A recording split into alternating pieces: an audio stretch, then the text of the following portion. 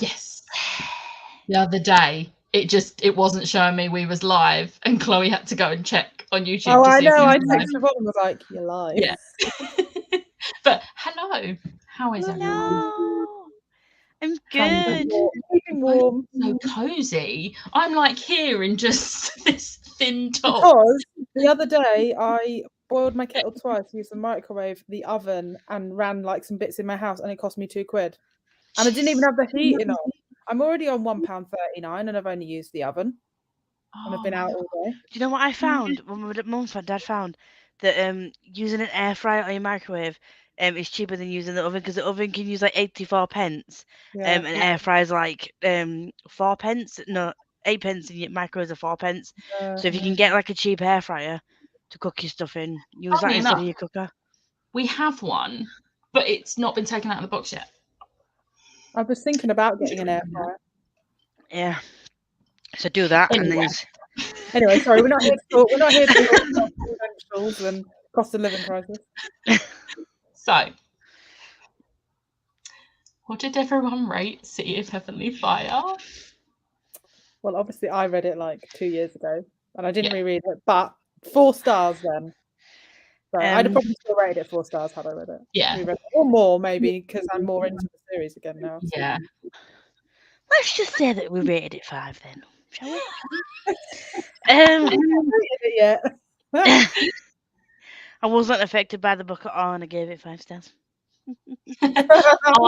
I can confirm that Lisa is a liar, because I have the messages on WhatsApp to prove that she was definitely affected by this book.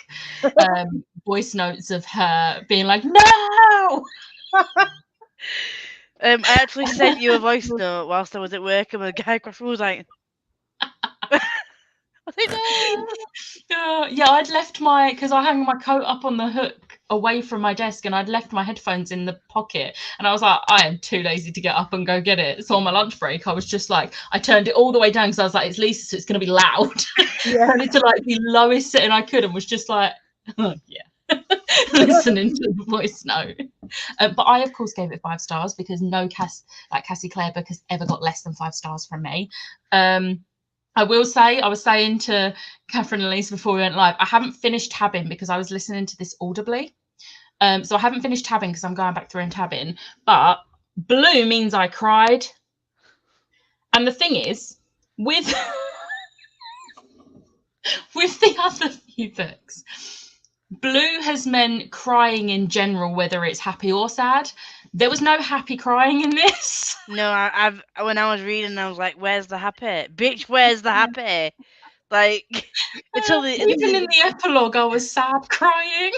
Yeah, that's the thing. Like, but we finished 2 series in a year, though. Let's be happy with ourselves. Yay for us! I'm very proud of us. Something. And we're gonna be over halfway through another one. Well, almost halfway through another one by the end of the year, because December we'll be reading Lady Midnight, so we'll be a third through the next series. But I will say, before we start talking about this, obviously this is going to have spoilers for the whole Mortal Instruments series and Infernal Devices. But in the comments, please be careful not to say anything that happens past this point in the series, because I know in last month's one, there was a comment that I had to be like, don't look at the comments if you haven't read on. So please be careful what you comment if you're further ahead in the series, because I really don't want anyone to spoil things for me. But we have some comments. To be honest, Lisa, though, because I've only read halfway through Queen of Air and Darkness. Don't ask why. Oh, we're gonna go on the journey together. Stop halfway through that book. Okay. I'm so excited about this live show. Even better, no work today, so I'm able to catch this live. I'm so glad. Me too. I love this book so much. Hello. Yeah, they look so cozy. I'm feeling a bit cold. I need a fake Oodie. The panda ones have gone down to 50 quid. This is a fake one. This is from Primark. Sloth. So I feel every day. Some in there on Saturday. They're like 20 quid. Hello. wanted to give this book 5 stars each time I've reread it, but a particular plot point that happens at the end keeps me from giving it more than 4.5. Okay, well, now we've established that there will be spoilers for this series. Please tell us what this plot point is, because I need to know what's stopping this from being a 5. I need to know. 5 stars. Yeah, I'm screaming so much emotions. 5 stars. Catherine, I love your sweater with the slits on. I need one. I'm so glad you had us read Infernal Devices before completing TMI, meeting all the crossover characters. This right here is why, because I didn't listen to my sister when she told me the first time I read it to not read this before reading Infernal Devices. And I read this entire series first. Then I read Infernal Devices. I was like, hang on a sec, Jem. And by that point, I was like, well, I know what's going to happen at the end of Infernal Devices. So I was like, I need to make sure my read along, I make sure I know people are reading it in the order they need to read it in. Yeah, I'd read the Infernal Devices before I read that one. So that makes sense. Because the thing is, I do know that, I know that in the epilogue of Clockwork Princess, obviously Jem and Tessa meet on the bridge, and he's Jem again. I know. And he's Jem again. But we're like, well, how does that happen? But because I'd read this one first, I was like, well, I know what happens. I knew this all along. So it's important to read this one after. But yeah, that was like a major thing. That was one of the crying bits, because it was like sad crying, because Jace was like, what have I done? Have I hurt him? And I was like crying for Jace. And then I was like half happy cry, because I was like, Jem. I was a mess. I made the mistake of listening to the audiobook on the train home from central London as well. And like the people opposite me could very clearly see the tears in my eyes, and I was fighting not to let them fall. Can we just point out that they're still calling her Maurice in these audiobooks, not Maris? I'm like, Belle and Maris. Please redo the audiobooks with the correct pronunciation of the words, please. Okay, yeah, Simon's memory getting erased. I mean, I do like how the epilogue sort of like brings him back into the group, but the epilogue broke me because he doesn't remember. Simon's one of my Can we just appreciate how they've they worked around the, would you say it's a spell or curse or something? How they worked around that. Like, he was like, well, you can't tell him because you're shadow hunters and you can't tell him about the shadow hunter world. It's like, okay, Magnus ain't a shadow hunter. Magnus can do what he likes. He's not going to anger the clave. This is why like he gives a crap anyway. Oh, can we just appreciate how Alec also grew even more balls in this? It was like more sort of just being more independent thinking and like not just following along, being like, oh, let's just go what the clave want. I loved that. Sorry, I just had to say while we're on the topic of Magnus. We're gonna get back to Alec and why he makes me laugh in this book. And it's one of the things Lisa was telling me about. We're going to get back to that bit. The emotions were way too real, especially with the moments with Jem. They really were. And especially when he was talking with Jace and saying about how obviously he's 100 odd years old, and he was saying and Jace was like, is there anyone? And he's just like, there is someone. And it's just like, Tessa. And my heart just burst with happiness. It's not that it's not sad, but I'm just like, why after he had his hero moment does it get immediately taken away from him after everything that happens to him throughout the series? See, as much as I hate it because Simon's my favourite character, I liked it because it felt like if they had just been like, oh yeah, he's just going to take your vampire life and you're going to go back to being a human again, it would have felt far too convenient, that it's just too easy. There had to be something else. And I felt like this was a really good way. So as much as I hate that plot line, I also think it worked really well because it made it... Yeah. There were some consequences to him giving it away so easily. So I hate I it. was not okay at that point. But also reading it at work, bad idea. But initially when I thought it was Magnus, I was like, no! And then with Simon Stephen, I was like, no! Why? But it was like I remember the first time reading it, and when like they were saying about like, and Magnus was like, I'm like hundreds of years old, like all those years will catch up with me instantly, and I probably won't survive it. The first time I read it, my brain was instantly like, Simon's been a vampire for 6 months. 6 months catching up with him isn't going to kill him. And then like it takes like a page or two for them to get to the realization, and I was just sat there like, Simon. Like, come on. And then they get to the realization. I was like, finally. It's not often I figure things out in books, and I was proud of myself for that one. I read The Infernal Devices first when I was young, and it's my favorite, but now I've read TMI, I'm just like, yeah, I think if you're going to read a whole series first, it's better to start with Infernal Devices. Catherine, are you okay? I don't know why the lights go.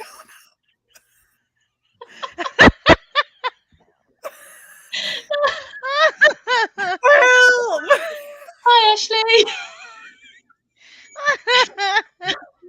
I say the Simon memory loss happened because it's Cassandra Clare, and not everything is allowed to be completely happy. That's not working. Yeah, like I do get it. Like she doesn't like to make everyone happy, but also it just stopped it being too convenient. So yeah. And the fact that Asmodeus was a typical devil is like, no, not only do I want that, but because I know that he has so many happy memories, I'm just going to torture him and just like take his memories as well. And the people that he loves the most, like some of the people he loves the most, that is a typical demon thing to do, isn't it? Like, I'm not only going to do this, I'm going to fuck your life up too. Like, yeah, it's like I'm not just going to take one memory. I'm going to take every memory he has of all of you. Yeah. Like, why would you do this? Why? We don't like you very much. Right, and then they just tell him, so what was the point? I mean, it wasn't straight away. I mean, it feels pretty rushed, but I feel like that was over the space of like a week or something, which I know is still pretty soon. It says 6 months at the end, doesn't it? Like, it's been 6 months or something, it says. There we go. Yeah. I'm used to the time jumps only being like a week or two. But I'm sure it did say 6 months, I might be lying. So obviously they go to him after like school, and they're like, here's a flyer, but then like the actual Magnus telling him doesn't happen straight away. So I love Magnus. I agree and get there having to be some kind of consequence. Yeah, like I'm glad it happened, because, which is really weird to say, but I'm glad it happened because I feel like if there'd been no consequences, I would have been really annoyed because it's just too convenient. And that's like, with Cassandra Clare's writing, it's always like, it's going to be convenient, but there will be some sort of consequence. So like, granted, Jem didn't die in Clockwork Princess, but he became a silent brother and couldn't be with Tessa. So there was still some sort of consequence. So, yeah. Catherine, are you okay? So it turns out that when I unplugged my laptop charger, clearly my lights are on like these switches that go with the internet, like Wi-Fi switches, and I'd obviously just knocked the plug out, but because I panicked and thought there was a power cut, because actually today there had been a power cut in the village, so I was a bit sort of like, oh no, has the power gone off? And I was like, wait, you can all hear me, it's clearly just something going on over there. It was quite sudden though. Really thought Magnus was going to die. And then I was mad as hell until Cassie made it right. I mean, I was mad. I'm still mad because of who died instead of Magnus. We're going to get to that. I'm going to try not to cry. Really surprised he doesn't remember Clary, but she's a Shadowhunter, I guess, but he knew her pre-Shadowhunter. Yeah, but it wasn't about taking all his Shadowhunter memories. Yeah. Asmodeus took not only all of the memories of the Shadow World, but also his memories of Clary and like the people he knew from that. So even though him and Clary had been best friends since they were kids, Clary no longer existed to him, which is so sad. It's horrible. Yeah, so it was a case of like he said, I'm taking the happiest memories of you off, like, out of your life from you, which is obviously everything that involved Clary because they were best friends. So it's like I say, like Becky, it's not like pre and post Shadowhunter. It's just anyone he's close to. Anyone connected to the Shadow World, even if they weren't part of the Shadow World originally. I mean, even though he didn't know it, Luke's always been part of the Shadow World in Simon's lifetime. So, because Luke was always a werewolf in their lifetimes. But it was horrible. Yeah, they mentioned Clary last seeing Simon in December, and then it was summer. Yeah. I obviously skip over that bit every single time. You don't want to relive that bit. Yeah. So, yeah, we went over that. It does make sense. It still does. But it makes sense. Yeah. I feel like we need to just get the sad bits out of the way. Because then I want to talk about the funny and happy bits. Because I don't want to cry. Jordan. Oh, no. A lupus. Like, that was out of the blue, wasn't it? The thing is, I know Jordan was no one's favourite character, but it was more Maya's reaction and Maya's guilt at being like, I was going to break up with him and he died thinking that we was happy and in love, and then Bat just being like, yeah, but he died thinking like he was loved and forgiven, and like that's the best gift. And I was just like, Bat, stop it. Bartholomew. I was like, oh, please stop talking, you're gonna make me cry again. Yeah, that was a shock. Like, I just assumed they were gonna go see everyone burnt and whatever, and then go find the guys and like try and sort everything out as a group. But then all of a sudden, the whole description of the way just stopped talking, and then it was just like, peekaboo, Sebastian's there. I'm like, of course it was Sebastian. Oh, it made it worse as well for me that it was Sebastian and not one of the Undarkened, because it was like he didn't even have his like lackeys do the dirty work. He did that himself, and it was like, poor why Jordan. like this? Poor Jordan. Devil child, son of Satan. And then the one that broke me the most was Raphael. Yeah. That, like, I fully started crying the moment Raphael come into the book, because like in the previous book in the series, there was a bit where Raphael was in it and there's a blue mark next to his name, because I remember reading it and crying because I remembered what happened in this. Yeah, so for I me, share that with you on that live show, why I'd cry. So I think, did I message you about Raphael? Yeah, I think I did. Because initially, just his name in capital letters.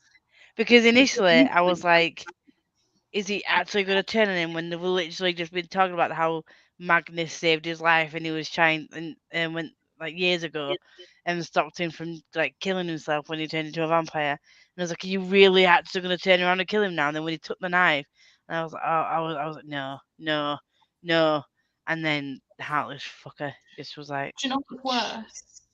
I'm pretty sure Magnus's last words were like to him was saying something about like he didn't think that Raphael would do that, and it's just like. And then the fact that Simon then felt it, that was like, oh, that hurt.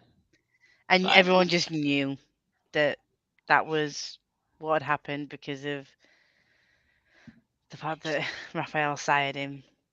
But it was one of them took a while to catch up to that. Like, I can't remember what it was, even though I literally just read it. It took a while for it to sink in. One of them was like, "Oh shit, yeah, he's dead." Was it Simon? It was actually Simon, wasn't it? Yeah, because I don't think he understood that that is like, it's similar to like when a paraptire bond is broken. Yeah. It means that they're like Parabatai has died, and I don't think because he's never really like taken the time to learn everything about being a vampire, because he never wanted to be a vampire. So it's one of those things that he would have never been told that that's a thing that happens when your sire dies.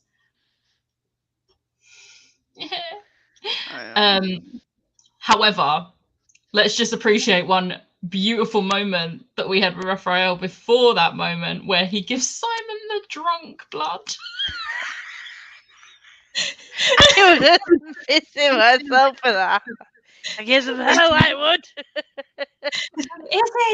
Is he? Let down your hair. Well, you listen to it as well, and he sounds drunk when he's like. And what's really funny was then Robert's like come out and he's like holding a cross, and Simon just bats it away and he's like, wrong religion. This is why Simon's the best character. Yeah. I love him so much. He's 100% the best character. I love Simon so much. And the clothes that Maureen put him in. She was batshit, wasn't she? She was. Can we appreciate how Maya got around getting Maureen out of the picture without starting a war between the werewolves and vampires? Like, Lily. Yes. We love Lily. And the fact that Lily gave her the idea and was just like... And she essentially gave her the order to do it, which means it was not the werewolves that executed it. Maya was just the weapon. Yeah. And I was just like, oh, you're amazing. And she saved back. I know. We don't like Rufus. No. We don't like Rufus. Oh, he's dead now, isn't he? He's a little bit dead. I think she smashed his face and clawed his face off, whichever she did. She was went a bit rogue on that one. I think it's easier to raise her completely than to come up with a way as to why she disappeared from his later life. Yeah. And the way Sebastian just goes, by the way, your boyfriend's dead now. Oh. Don't remind me. It hurts. It's horrible. It hurts so much.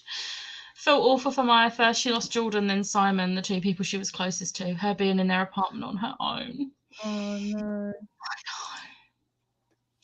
I have annotated editions, and I was expecting an explanation for Max, but she said nothing on it. But then in this book she makes a mention as to why she killed off Jordan.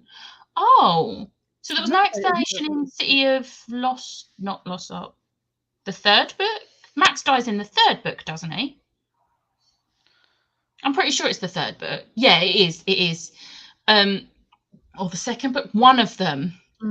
So there was no explanation for Max dying, but there's an explanation. Why can I not say that one? Why?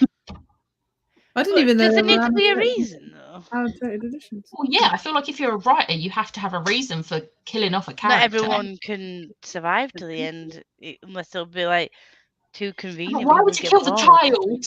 The poor defenseless child. Oh no! I thought you meant the Max thing. And no, I didn't mean Max. Meant the Jordan thing. I mean, obviously Max was just in the way, wasn't he? Unfortunately. You're in the way. Bye. He had no soul, did he? Sebastian. He was like full on just, and he was. Yeah, we're gonna get to Sebastian because there was a lot of emojis sent from Lisa. Love the passage on page 427. Let's just. Oh, I almost went straight to the page. Yeah, when he was talking about Raphael. Yep. Yeah. Let's not remind ourselves. Yeah. The drunk blood. Simon is the best. Yes, Maureen's death was so satisfying because, like, it's scary to think what New York would have become with her as the vampire leader for much longer. And especially the fact that a lot of the vampires were just going along with her because it meant they could do what they want. And it's like, your actions are going to have consequences eventually. Once the Shadowhunters have finished dealing with what they're dealing with, they will come back and sort you out. Like, you're not going to get your own the way audacity was just, I didn't get it at all. Yes, we can. Let's talk about how useless Robert Lightwood is. let's just throw him in the bin.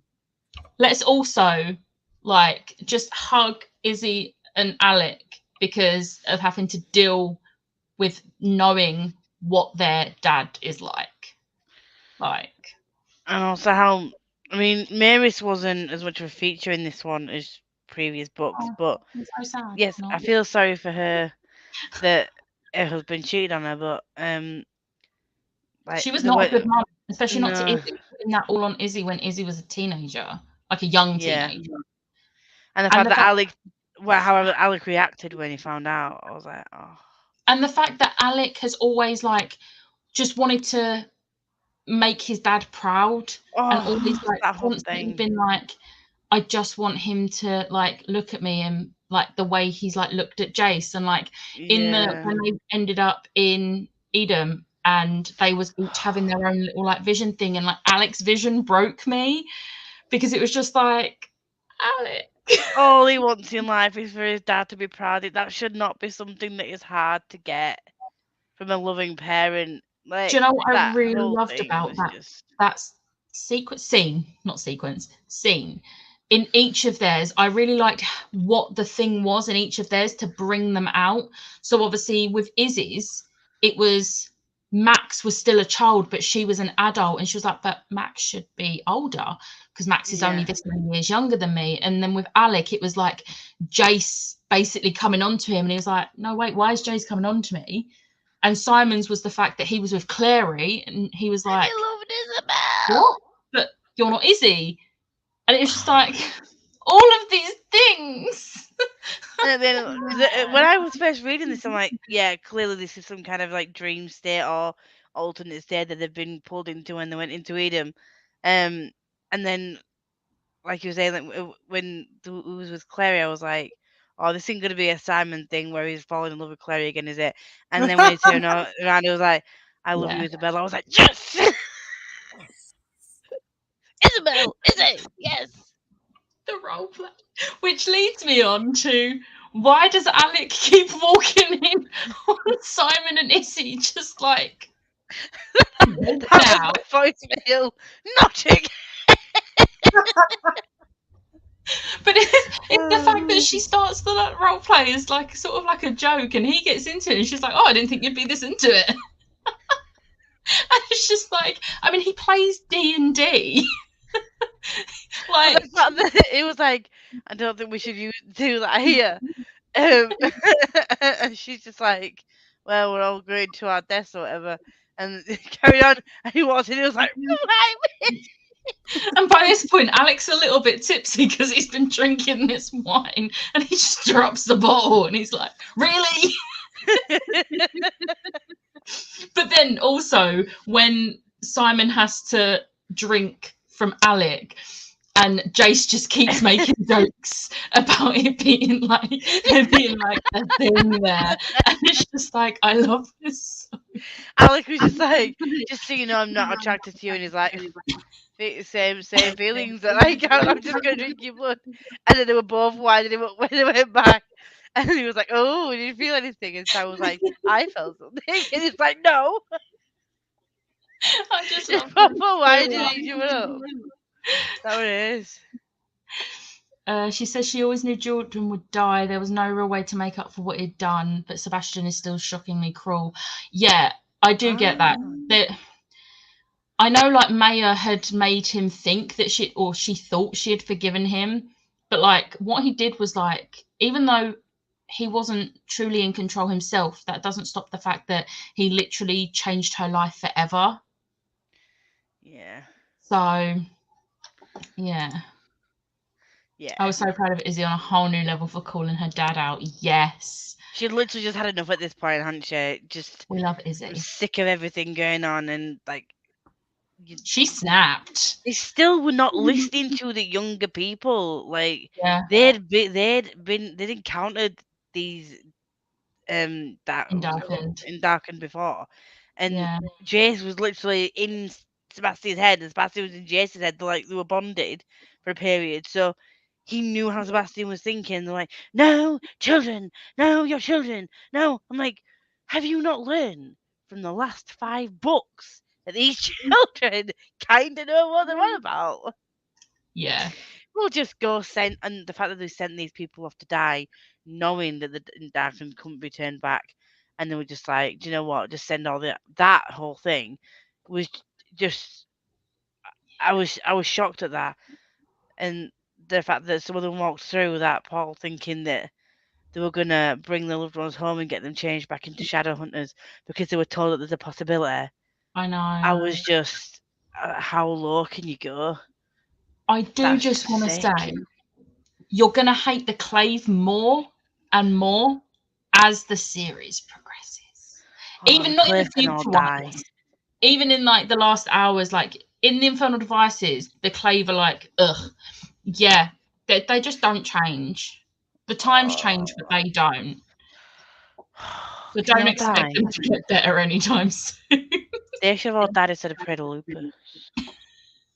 Not all of them. They're not all terrible. Just all the about 80% of them.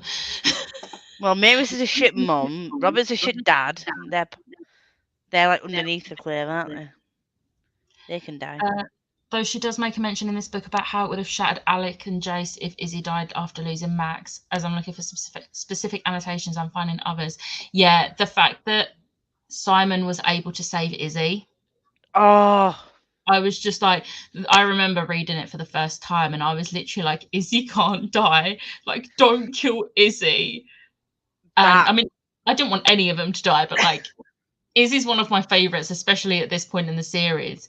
And especially after, like, she's, like, owning it now. Like, she's, like, standing up for herself more. Like, with her dad. She loved Simon.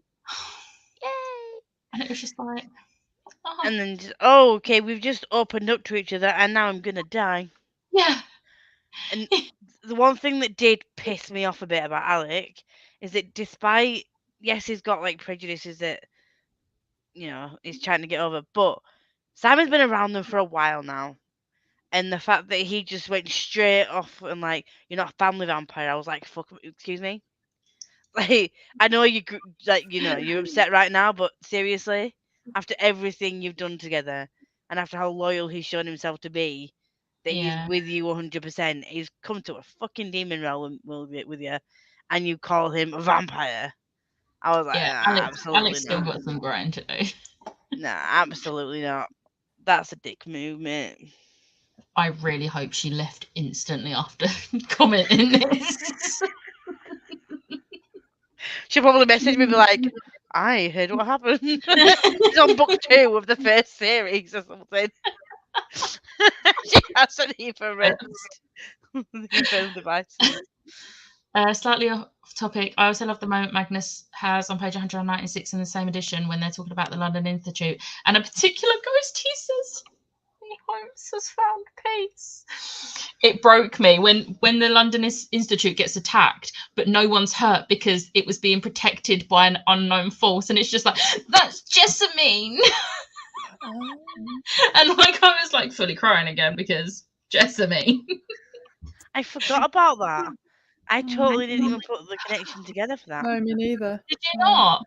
Oh no, the instant I read it, I was like, Jessie. One of the many moments Claire continues to prove, yes, Magnus is just the best, which is why this month I'm very much looking forward to reading the Bane Chronicles again. Yes. I have read the Bane Chronicles before, but I will be rereading them. Yes. We get an entire book of short stories just about Magnus. So, just a question, I don't know what this is, just a question. The thing that he gives Alec at the end about his life, is that basically saying like that is the chronicles of his life? I don't think it is, because in Bane Chronicles, this isn't a spoiler because on the contents page it has like the names. One of the short stories in particular is called "What Do You Give the Shadow Hunter Who Has Everything?" and it's him trying to find a like gift for Alec for like birthday or Christmas or something. So obviously it takes part while Alec's already in his life, so it's not basically the book that he gave Alec. But I've got a feeling, say like this is my life, like bits about my life, didn't it? So I didn't know if that was basically like, and obviously the next book, the Bane Chronicles, like these are the chronicles of my life. So I didn't know if that I do was like to think that the stories that are in Bane Chronicles that don't take place once Alec's in his life are in that story that he gave him though. Yeah, I like to think that they were included, especially the first one is so funny. In my mind, that is what happened. Magnus is also the best. it's easy to break up that book because there's like 10, I think. Yeah, and you can read them as short stories. So I actually read them all and like rated them all individually on Goodreads, and then but I didn't mark them as like to read to add to my Goodreads list. But I actually individually rated them all. Yeah, I probably should have. Yeah. They were all separate books. But I rated them all individually and then rated. Yeah, because originally, all like that Tales from the Shadowhunter Academy and Goes to the Shadow Market were all released individually as ebooks first, and then afterwards they all got released as the bind up. Because with Goes to the Shadow Market, I was reading them ebook as they were coming out each month. Yeah. I think it's funny that it's so in common of both Alec and Magnus. Magnus with Will and Tessa, and then Alec with Izzy and Simon. Though I'm sure it's more traumatic for Alec. Yeah, because Izzy's literally his sister. And Magnus was just like, "Oh, okay. You might want to get dressed. The others are coming." Although to be fair, didn't Magnus walk in and then like hours later when they were just like cuddling? Yeah. Alec walks in on them and they're full on making out. Especially when it comes to Emma, the 12-year-old worked out where Seb was hiding. Do they listen? No. Let's talk about Emma. Let's talk about Emma. Oh, what a badass. About the Blackthorns. I'm so excited for you to meet them properly. Like, I friggin' loved Emma. Like, she was so it's good. It breaks me every single time. The bit where Ty is going to their dad and Julian has to kill him because Ty is walking to him because Ty doesn't understand. And then he shouts that he hates him. It breaks me to the point I'm almost crying. Just talking about that scene. It hurts so much. Emma tries to explain that he hasn't killed your dad. It wasn't really your dad. But obviously, to anyone, that would be difficult anyway because it looks like his dad. And then to a younger child who doesn't really fully understand what the Darkened are, to him, it would be a case of like, you've literally just killed my dad. Why have you done that? So you can also Ty very much thinks differently to other people, which I'm not going to say more on, but it does expand on that in later books. But yeah, so he doesn't understand even more than the others don't that that's not his dad. It just looks like him, and it breaks me. And then the fact that Helen is like basically exiled just because her mum was fairy, and it was just like that the only adult left in that family. Like, Arthur doesn't know them. Arthur's been in the London Institute for God knows how many years. He's probably met them like 3 times. See, this is these things that happen here, like like them killing Ty and Julian's dad, them saying that the Indarken can't be turned back, that kind of thing. I'm glad that as horrible as it is to read, I'm glad that it wasn't conveniently like, they turned his dad back and that kind of thing. So those kind of plot points that break you when you're reading it, it forms part of the overall. It's good that happens because there are consequences to what Sebastian's done. Not everything he does can be undone, and that's just kind of proof that there's always going to be casualties. in a war, being a literally a war. Yeah. Like, if every single named character come out unscathed, it'd be like, well, that wasn't really much of a war, was it? Yeah. But it hurts. Really hurts. And then Mark is like in the Wild Hunt, and then when they're going to Edom and they come across him, and it's just like, stop doing this to me. The fact that he only joined the Wild Hunt because he was told the rest of his family were all dead, and then he finds out that they're still alive, and then he was like, "Can you? I can't come back with you, can I?" And they're like, "No, you've got to stay here."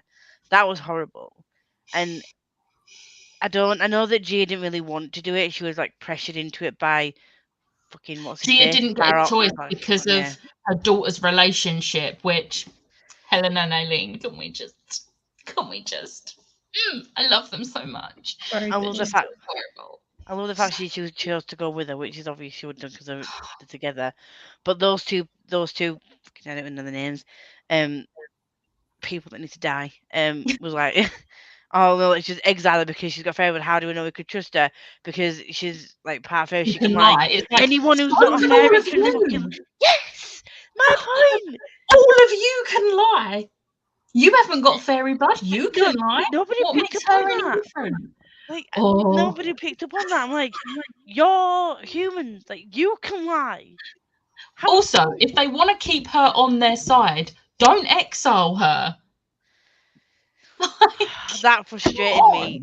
That made no sense. Like for them to come out and comment that, and then nobody to like pull them on it, and think, oh well, yeah, we can lie too, as is shown like consistently that they all lie to each other, and hide things from each other. Like that to me just didn't make any sense. That whole bit.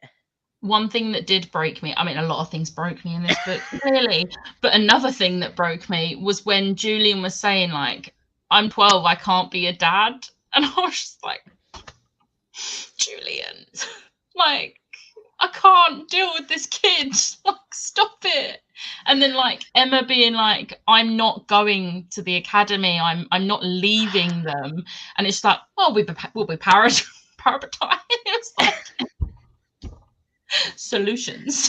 But the fact that she didn't fully want to, but she did it so that she could stay with him, but that's the only way they could stay with him. And Magnus is like, "Wait, was it Magnus?" He's like, "Oh, you can't break him up now." Not Luke. No, you can't break him up now. They have to train together in preparation for now. Ceremony. Like, she's like, I'm 12. I can make this decision. When we're old enough to make this decision. I'm like, and to be fair, that's the age that they start making the decisions, which I think is too young to make the decision on who you're going to be literally connected to the rest of your life. Like, come on, man. Oh God, if I was bound to my best friend from the age of 12, I would probably have just, oh God. I'd be screwed. I don't talk to anyone who I knew when I was 12. No, I don't talk to anyone either. Still, but like, if you think about it, with Will and Jem, it was very much different. Like, Jem was dying. Yeah. He knew he didn't have long, and Will thought he had a curse on him, so he accepted that. So they become paratai, and they were like best friends. Jace and Alec were like brothers, so they were already connected through that. So, you know, Emma and Julian were best friends, weren't they? So there is a bond. They've known each other their entire lives. So there is a bond there, but 12 still. Friends. Yeah, I think their parents were like friends and like were at the LA Institute and stuff. So they've known each other literally their entire lives. And she is literally one of the Blackthorns. She's an honorary Blackthorn. You can't talk today, you okay? I really can't talk, can I? Great day for a live show. Oi, Catherine. Going back to Robert for a moment, it was actually one of the few moments in the series I felt bad for Maris. Yeah, because no one deserves that. No one deserves to have to deal with that, especially like, you know, when you've got kids with them and you find out an institute, like trying to keep it together. But yeah, as a person, Mary's is shit and a shit mum. But yeah, she didn't deserve that. I don't know if I'm glad you warned me or not. The way they treated the Blackthorns had me mad. Yeah. But to be honest, I wouldn't be surprised if they did turn on them, because at the end of the day, it's none of them thinking logically. The children have more logic and sense than any of the adults, and less prejudice than any of the adults. The thing is, together, the younger generations, and not just Emma and the Blackthorns. Like, if you look at like Clary and the Lightwoods and all of them, how much they're not being listened to by the adults, and they know they're right about things because they're the ones that are in the middle of it, and they know the adults aren't listening to them. Why should they trust the adults?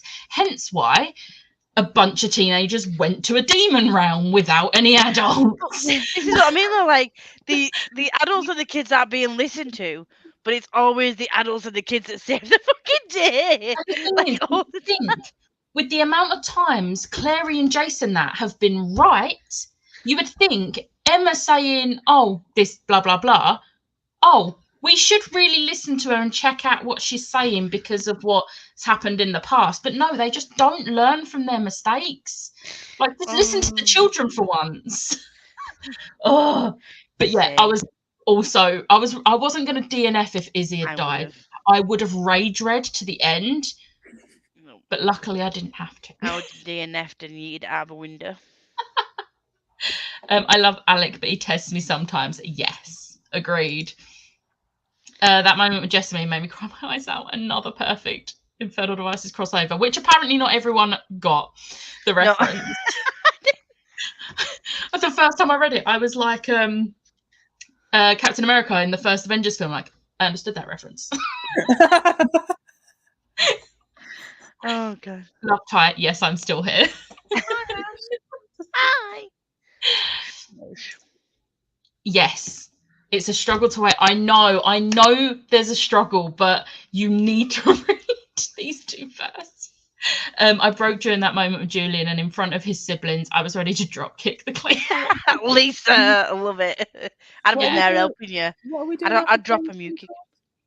After Bane Chronicles, it's Tales from the Shadowhunter Academy. See, the thing is, Bane Chronicles can basically be read any time after this series. However, I thought this was a perfect point to read it because it slots in timeline wise pretty well, whereas Tales from the Shadowhunter Academy, you have to read it before you start the Dark Artifices. So that one was non-negotiable on where it goes. It has to be read between this and Lady Midnight. Because there is what's the other one? Was it Tales from the Shadowhunter Academy? And then there's Ghosts of the Shadow Market, which is very much later. Yeah. It's right. Okay. The Ghost of the Shadow Market one is basically a collection of short stories, which this isn't a spoiler. It follows Brother Zachariah through the years. Oh, yeah. However, 2 or 3 of the stories actually take place after the Dark Artifices, and they have major spoilers. So that's why it has to be read as a whole afterwards. But before the last hours, there is a timeline. Apparently I've already read Tales from the Academy. I should hope so, if you got halfway through Queen of Air and Darkness. Now I'm like, I better cross-reference. See when I read which. Does Emma love Jules, or does she have a thing for Mark? That is a question that's not going to be answered today. That is a question that you will need to find out the answers to in the Dark Artifices, or will you?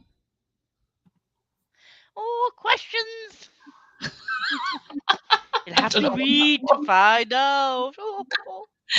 Continue with the read-along. Just what happens. Like, do they want war with the fairies? The Claver just... Yes. Eye rolling is a thing that happens a lot. See, the thing is, like, yes, I understand that the fairies, well, the Seelie Queen took side with Sebastian. That's not every single fairy. Mm-hmm. Like, Helen was literally there fighting with the Shadowhunters. Yeah. She's literally 18 years old fighting with the Shadowhunters, and you're just going to exile her just because she's got fairy blood in her and can lie. Like, that's... No, stop it. And the rules that they've put in place with the fairies, like you're not allowed to carry a weapon, like they can't protect themselves from the Shadowhunters who are going to, you know... It's going to basically go back to the old times where, you know, with the spoils and that, like... Yeah. And the fact that they just gave up on Mark. Not even going to try to save him. He went with the Wild Hunt. He didn't choose it. Sorry, I'm going to get really... He was also lied to. There's a theme here, people. Lying. He was lied to and told his fucking family were dead. One person I'm glad is dead is Melion. Oh, that was a beautiful moment. That was like... Beautiful. That was just satisfying, like I stabbed him myself. I would have done. Sick of the Clave doing that to people. that just genuinely want to help. Clary didn't choose to be Valentine's daughter. Exactly. I do like how she took that sword and she like owned it. It's like, yes, I have Morgenstern blood. That doesn't mean I'm like them. And also, I've just remembered the way she got the name, like her mum got the name Frey, because Tessa Gray was the person who was the one who stood in for the Iron Sister when she did the ceremony, and obviously she was Jocelyn Fairchild. She got Frey, and it's just like, see, I like that when that was mentioned earlier on. I kind of figured it was I know I said Teresa and Tessa. I kind of figured it was her when it was mentioned that there was Warlock helped. I was like, oh, that's Tessa and Jen. This sentence is literally the entire Shadowhunt as well. The clave needs to just stop. The girl I was good friends with when I was 12 commented on Twitter about not liking books today. Couldn't be dealing with that. Oh my god. You could have been parabatai with that person, actually. How would you cope with a non-book lover? Also, half, if not all, of the adults that are put in charge of the Institute end up as the next villain they have to change. That is so true. Isn't there a story in Ghost of the Shadow Market, or is it a separate book series that takes place when Jace is first adopted? That is one of the stories in Ghost of the Shadow Market. Again, that's not a spoiler because it's in the title of the short story. But yeah, that's in Ghost of the Shadow Market. So with Shadowhunter Codex, you can, if you have now read this book, actually, no, you can read at any point after Tales from the Shadowhunter Academy. I'm not actually adding that one into the read along because I don't think it's it's just a bit of fun. Basically, it's the Shadowhunter Codex that they learn from. So in Infernal Devices, when Tessa is given the Shadowhunter Codex, it's basically that, but it has annotations from 3 characters. I'm not going to say what 3 characters, but it has annotations from 3 characters, and it's just a bit of fun, really. I don't think it brings anything to the story. It's just something fun. I enjoyed reading it. It was cool. Yeah, I've not reread it. It's the only one I haven't reread. I do want to, but I'm not in any rush to. And because it doesn't bring anything to the story, I didn't add it into the read along because I don't think it's important. Yeah, I was going to say, I don't think you can have much of a long conversation about. Yeah, it would be about a 10-minute live show. If anyone wants to do a buddy read at any point from December onwards, though, let me know in the Discord because I wouldn't mind doing a little buddy read, but we just won't have a live show for it, and we can do a spoiler chat in the Discord if anyone wants to. I'm happy to do that. I'll put that on Twitter as well in case there's anyone that's not actually here, and I'll put it in the Discord. But yeah, I've checked on Goodreads, and for your sanity, I did read Tales from the Shadowhunter Academy before. I read it in December, January, February. And then my reviews were of the first one, what an ending. The second one, I reviewed it and said, I'm going straight on to the third. What happened? I didn't read the third book. I love that. Oh, I'm really excited to get to those live shows. I mean, I'm always excited to get to the live shows, but Dark Artifices is my favourite. So, yeah. Yes, right. Let's talk about this. Sebastian's death. While it was sad, Cass is actually to blame for the majority of my tears because of what she annotated. Oh no. She wrote, Green-eyed Seb, I never thought of this as redemption for Seb. It's a glimpse at what might have been a different world, a different boy. Oh. To be fair, I feel like she did kind of say that in the writing as well, because, like... He was saying, like, don't forgive me, wasn't he? Like... Yeah, and it's just like... That could have been her brother. That could have been Jocelyn's son. And I think that's why Jocelyn was, like, holding him, because she knew that that's the horrible person he could have been, but he didn't get the chance to because of his dad. That was just... No. But I love that he didn't get a redemption arc. He was a character that did not deserve one, just like Valentine didn't. They're characters that don't deserve redemption arcs. Yeah. Like, at all. I actually can't think of a character in any of the books we've read so far that deserves a redemption arc. Nope. Jessamine kind of got one, but she wasn't a villain. She was just led astray. She was an idiot. She was led astray, but even though she died, she still got kind of a redemption arc because she chose to like help in her afterlife.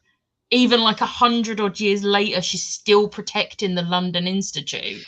Yeah, but even before Tessa's brother, she was still an idiot. So. Yeah, but she wasn't a villain. True. But I feel like she did get a bit of a redemption arc with like her being a ghost. Like, yeah. The Clave can just see themselves out at this point. Leave the children to rot. Yeah. Like, it's a bit like real life. We need all the old people to just like go, bring in the new generation, let them do something hopefully better. Yes, loved the Frey thing. I just really like, and how in the epilogue, which, can we just appreciate the wedding? The fact that she got to meet Tessa, like Clary got to meet Tessa, and I'm just like, my heart. One thing that I was like really hoping was that she was gonna introduce herself to Jace. I do like that she didn't, and her reasoning for not. Like, I also feel like Tessa has been stuck in the spiral labyrinth for years because she didn't want to. She thought she was alone. She thought she was the last like Herondale left from her line. Forgetting about Stephen, we don't need to talk about Stephen Herondale.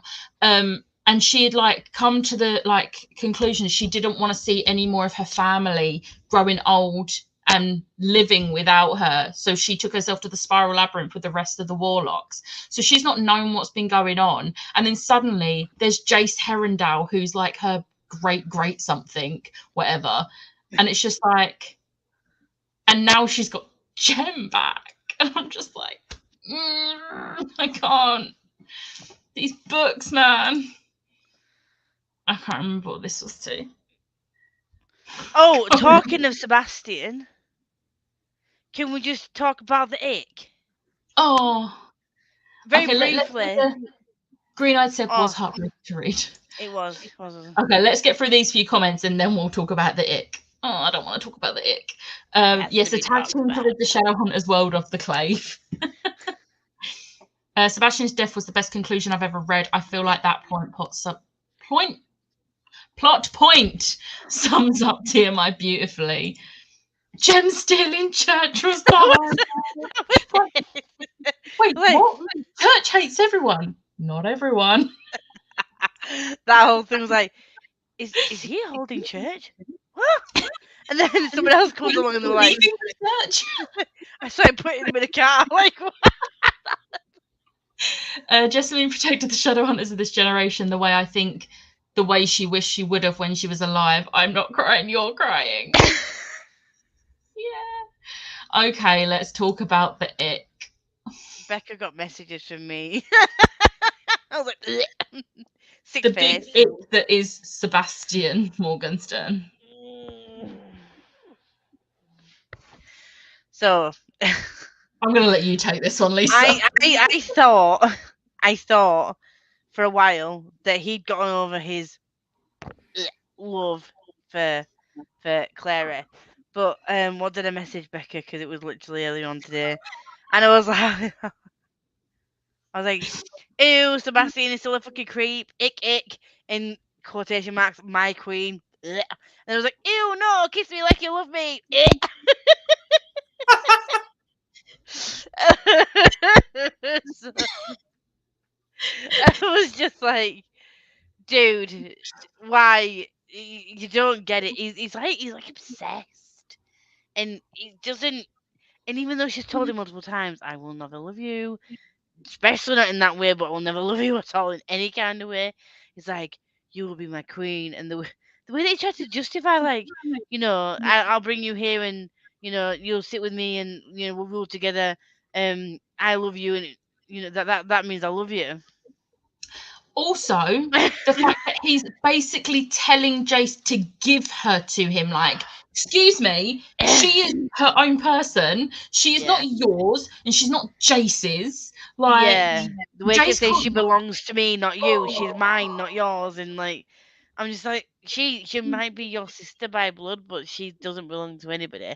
But the fact that he really tried to justify how he was treating her, how he was acting, that means that is love, and that's twisted. I mean, we all knew that it was fucked in the head anyway, but that was just, you can't. That's not love. And the way that she was like, no, that's not. She kind of like she felt sorry for him, that he actually thought really in his like heart of hearts the way he was treating her, like forcing her to do things and like thrusting things upon her. Oh, that's a wrong phrase.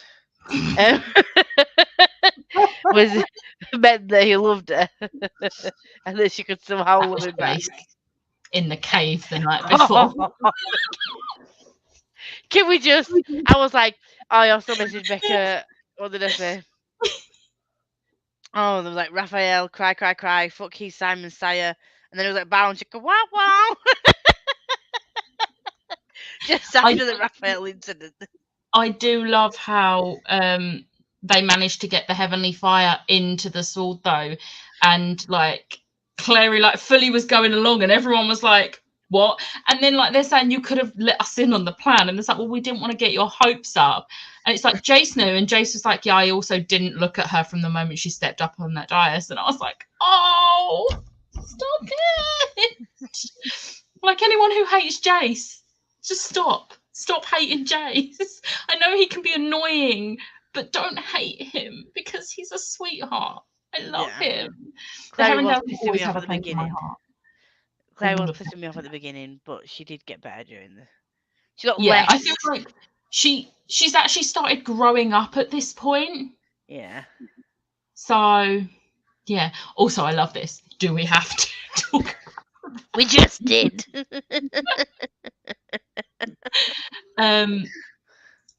Also, yeah, I'm not doing well with the talking. Cass is great at making you completely hate the villains for the most part. So far, I feel Seb is the only one I had a smidgen of sympathy for. Yeah, and it was only when the bad was out of him and it was what he could have been if he never had the demon blood. And that was when I felt sorry for him, because it was more, I felt sorry for the life he could have had. Yeah. Because that was heartbreaking. Yeah. I didn't feel sorry for Sebastian. I felt sorry for what could have been. And it was sad. I've not read this book in like 4 years. This is a great way to remember what happened. Exactly. The TV series Sebastian to look at is... Do you mean Will Tudor or Luke Baines? Please don't mean Will Tudor, because I love Will Tudor. Like, still annoyed about the cast change. But I'm also like... I liked Luke Baines, but he wasn't Will Tudor, and they'd already ruined the show by that point. But yeah, unfortunately, I do picture Will Tudor, and it makes me hate that I picture Will Tudor, because I would rather picture Luke Baines, because I don't like him as much. Seriously disturbing part when Clary is telling Jace about the assault and how Seb believed if he forced her, she'd have to love him. I know. Yeah, but in Seb's mind, it was like, yeah, you have to love me because I'm good at We're arriving late on what bits are going into. Not this bit. Hi, Jamie. Hi, lovely. Yeah. Yeah, like, I just love how she kept making us hate Sebastian more and more, which is why I'm glad he didn't get a redemption arc. Yeah. Because you can't be redeemed from that. No. There's a line. I know I like the villains usually, but this is one where I'm like, no. And the thing is, I do know, I think a couple of people have picked this for their sexy villain prompt, which, if you're thinking of Will Tudor, fine, but I physically can't call him a sexy villain. Like, yeah. What, the chosen city of heavenly fire? Huh? Who's chosen city? Oh, I see. I've chosen the Bane Chronicles for sexy villain. Who's the villain in Bane Chronicles? Well, I thought that at the beginning of the Infernal Devices that Magnus was quite a bit sort of Oh, Villainous. if you think of it in the way from the Claves' point of view, the Claves think all warlocks are bad. So stretching that is the best way to stretch a prompt. I love that. Up there for thinking down there, but that's it. Love it. When it comes to the TV show, is it safe to watch it now? No spoilers. I mean, to be honest, I would have said you could have watched it from like season 2. I watched it ages ago. But no, you can. You don't expect it to be like the books, but yes, you can watch it now. Like they change a lot, so don't get your hopes up. I think it's a good bit of fun, but it's not amazing. You know, I just sort of was like, I thought it was good casting, but bad writing. Oh. I honestly, the casting was perfect, except as much as I love Dom Sherwood as Jace, Jamie Campbell-Bower is always going to be my Jace Herondale. I'm never going to accept anyone else as Jace was Herondale. there only ever one film? I mean, the thing is, the film goes even more away from the book, but at least it's like so far away from the book, and it's like, yeah, but Jace is perfect, so it's fine. And I do think Clary was better in the movie as well. Yeah. But the rest of the cast still was have better. the greenhouse scene, don't they? Though they didn't get rid of that. The greenhouse scene is my favourite, especially when it's Jamie Campbell-Bower. To me, Sebastian is a combination of this world's Joffrey and Littlefinger. Oh, yes. Oh my God, that is the perfect. Okay, good, Luke Baines. Will Tudor would get it, not gonna lie. If you don't know who these people are, please go and Google Will Tudor. I'm looking them up now. You are welcome in advance. Thank you in advance. Honestly, there are very few spoilers in the show because they completely went their own way, especially at the end. Thank you. They literally was like, oh, we still have this last book to do. Let's do it in 2 episodes, I think it was. And I was like, that's not going to work. Will Tudor. Yeah, same. Yeah, I just Googled him as well. Yeah. But when you look at the jawline and the facial features of Luke Baines, you think, oh, yeah, that's Seb. Yeah, he does fit. But I can't say why they did the cast change of the TV show because that's spoilers. But I did like the way they did that cast change. But yeah, also this comment forever. I've met him. Oh, what was that? They'll behave. Stop it. Movie Jace, TV Luke. Yes. Although, doesn't Aidan Turner play him in the movie? And yeah. Don't. Yeah. I know it was. Yeah, but Movie Jace is everything. Like, he is who I picture. Movie Clarion Jace is who I picture in this, but for all the other characters, it's the TV ones. No. But, Lucian Greymark. No. Was it Isaac Mustafa? I've got. Oh, he's Luke, isn't he? He is perfection. But like, I am torn because I do really love TV show Luke, and when I reread the books, I do picture TV show Luke. Yeah. So every time. Yeah.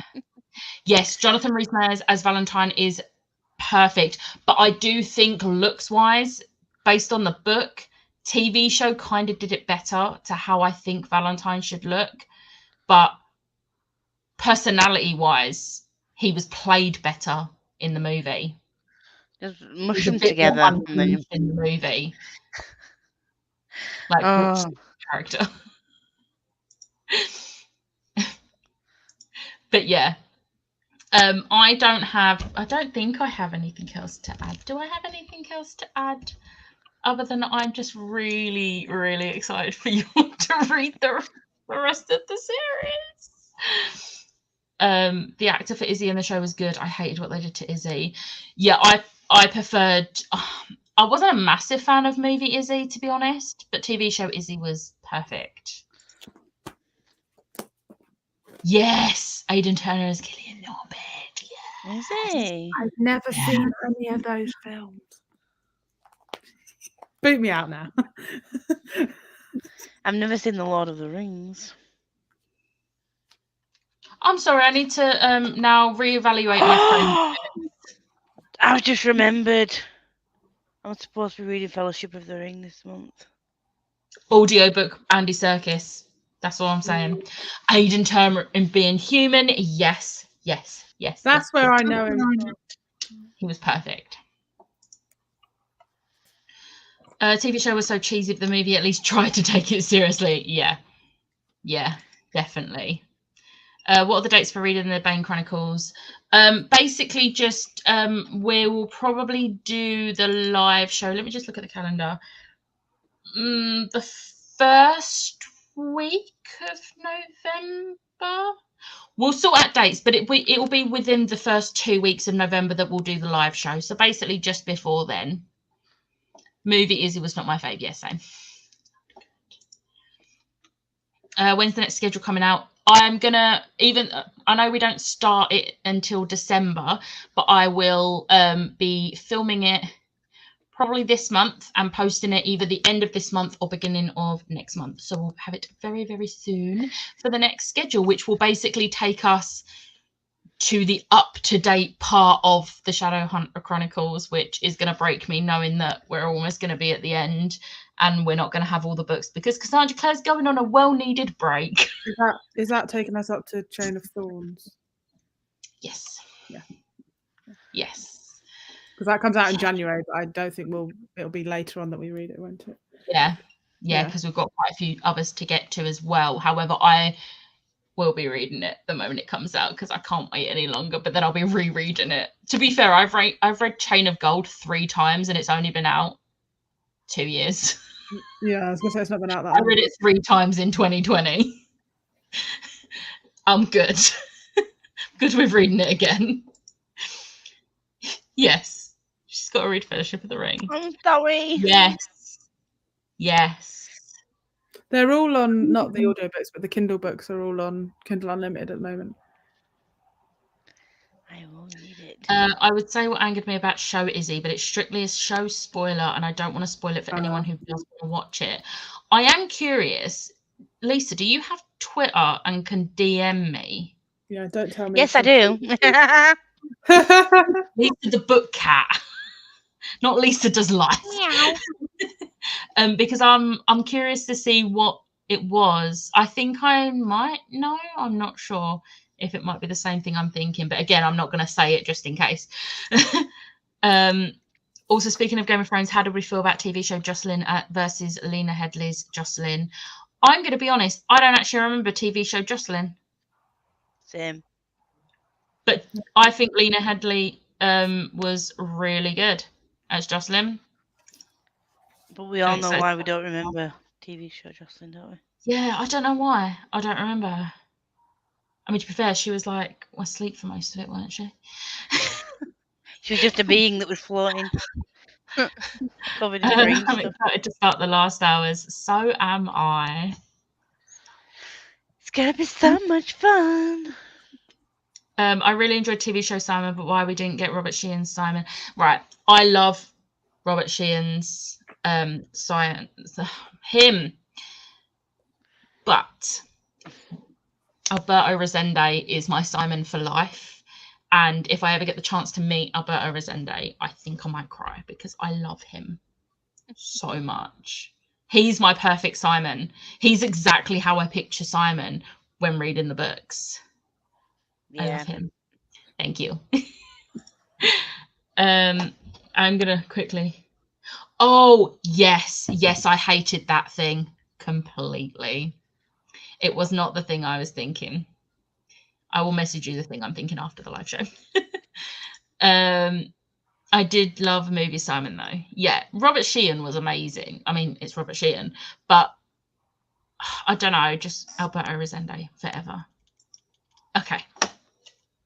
I don't have anything else, I don't think. Does anyone else have anything else that they would like to discuss? No. Malik at the end was just cute. Oh, yeah. I was glad that Malik, when Magnus realised that the reason he was sort of pushing Alec away is because He basically also got tired of like losing people that he loved, and he didn't want to lose a Shadowhunter, knowing that he would lose Alec eventually, but also that he could lose him earlier than expected because the Shadowhunters don't live long. So he was like closing himself off, and that whole explanation of why he stopped feeling and like was struggling to like accept how much he loved Alec, I was like, oh, he's agreed to open up more, and it's just so cute. That was just a proper cute thing to end on. It was adorable. I love both their interpretations of Simon for different reasons. That's fair. They did both play him really well. Loved both. It was a 5-star for me. I loved it as a conclusion to a series. It's one of my favourite series enders. And I will say, a lot of people I know aren't happy that basically a third of this book is introducing the Blackthorns and Emma Carstairs to lead up to the next book, but I feel like their part of this story was important. Yeah, Emma went to them and gave them some vital information. Like she was exactly. She was the also, one can we appreciate Emma fangirling over Jace? We all know who you are. I was like, but yeah, like I feel like that was important, not just for like preparing us for the characters in the next series, because she could have easily just mentioned them and then been like, there we go, new series is about these characters that I mentioned for like 5 seconds, but their part in this was important. And I feel like we had to see Julian having to kill his dad. We had to see it to really feel the pain. Ready to feel more pain. We had to see the trauma. Emotional damage. Emotional damage. When Malik is happy, we're all happy. That is true word never spoken. She annotated being happy to be bringing Magnus and Alec back together again. Damn straight, Cassie. Damn straight. Where does Emma stand for everyone in terms of how you think Claire wrote her intro to the world versus Clary's intro? I think Emma's a better character from the get-go. Yeah, 100%. I feel like, although she is like 12 at this point, she is a lot smarter, but I do think part of that is because of the fact that she has been brought up in the Shadowhunter world. So it's an interesting comparison to see, because it's not like they are this much different and they've both grown up very secluded. Like one grew up not knowing anything about the shadow world until she was 15, and one grew up in the shadow world training from essentially birth. So they are two very, very different upbringings. And I really love Emma's intro. Plus, would really care as much as the Cold. Would we really care as much about the Cold War against the fairies without connecting with them? Exactly. Yeah. Exactly. Damn straight Beckle or not. Yeah, I think I already prefer Emma. Yeah. Emma is a brilliant character. She's not my favourite in Dark Half Ices, though. To be continued. I'm my favourite in a couple of months. Same, I prefer Emma, but I would say I love Tessa the best. Yes, Tessa is my favourite. Tessa and Lily are my favourite female characters. Yeah. In the whole world. Oh, I thought you were going to say Maris. Or Maurice, as they say. No, it's Jocelyn. The other number one mum in this world.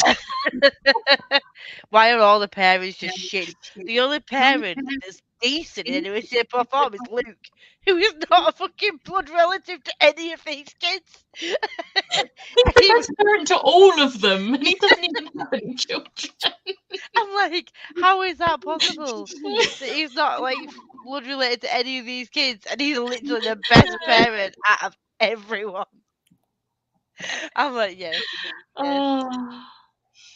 But on that note, thank you everyone for joining the live show. Like I said, I'll be posting the schedule for December onwards. I'll try and give a bit more notice for the live show for Bane Chronicles. I'm really sorry it was so short notice. And I'll talk to you all soon. Bye. Peace out, bitches.